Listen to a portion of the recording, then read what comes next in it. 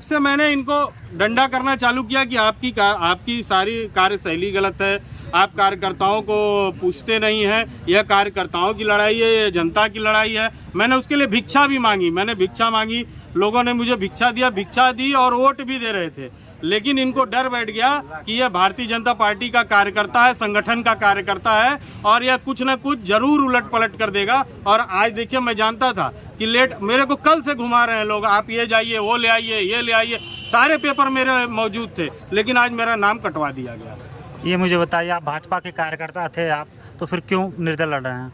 मैं भारतीय जनता पार्टी का कार्यकर्ता था, निर्दल लड़ रहा हूं क्योंकि एक पलटू राम है, दो टेन्योर हर पार्टी में वो व्यक्ति पूरा कर चुका है, दारा सिंह चौहान।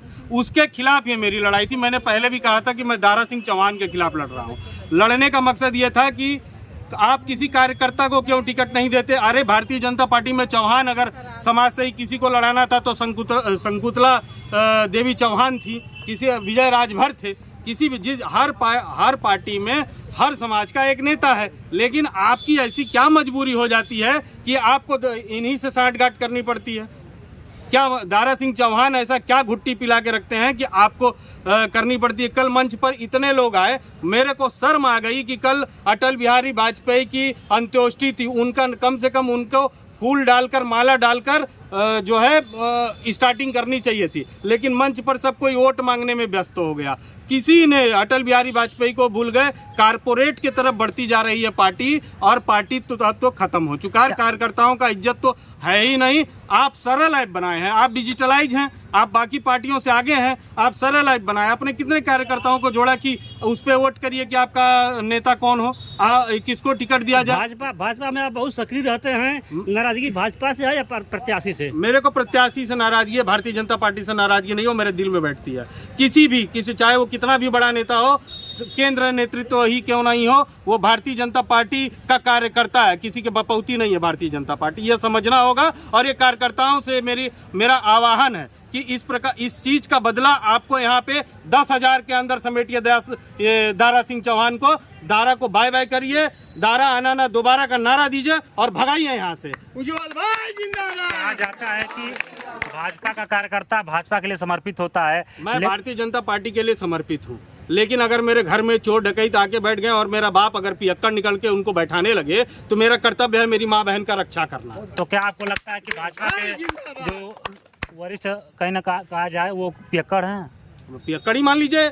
जब मति भ्रष्ट हो चुकी है तो किस आदमी की मति भ्रष्ट होती है? जो पियक्कड़ हो, जो नशेड़ी हो, उसका मति भ्रष्ट हो जाता है, वो सोचने समझने में सोच समझ नहीं पाता है। तो यही सब कारण है ना कि अब माँ बहन की गाली देने वाले को आप ले आ रहे हो। आप दारा सिंह चौहान जो दो बार, आप 2005 का मऊ का दंगा हुआ था, दंगे में उस व्यक्ति ने चौहानों को भी नहीं बख्शा था, आपको पता है? आप जाइए निकलवाइए। और यहाँ पे सिर्फ और सिर्फ एक चीज होती, कोई अगर आदमी सिर्फ भारतीय जनता पार्टी का ही कार्यकर्ता नहीं, अगर आप कार्य कर रहे हैं तो आपको निकाल दिया जाएगा। अगर आप दंगा करवा रहे हैं तो आप बहुत बढ़िया है, अगर राजनीति आप अच्छे से कर रहे हैं, आप लोगों का कार्य कर रहे हैं, मेहनत कर रहे हैं, उनके साथ खड़े हैं, जनता आपके साथ खड़ी है, तो आप पे हर वो आरोप लगाया जाएगा जिसके आप लायक नहीं, आपने सोचा भी नहीं होगा। तो आप लास्ट में आपके पास यही बचता है कि आप आत्महत्या कर लें।